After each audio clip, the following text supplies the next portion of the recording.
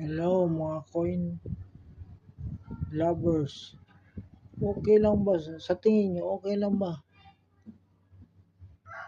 Okay lang ba 'tong commemorative na si Jose Rizal 150th anniversary na ang buhok niya ay sumayad dun sa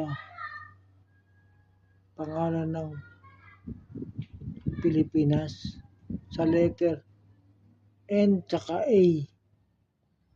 Sa tingin niyo mga bossing, okay lang ho ba yan o error siya? Ako'y nagtatanong lang po. Salamat po.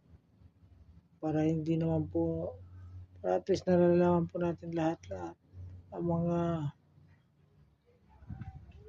error at hindi error sa mga coins na ito.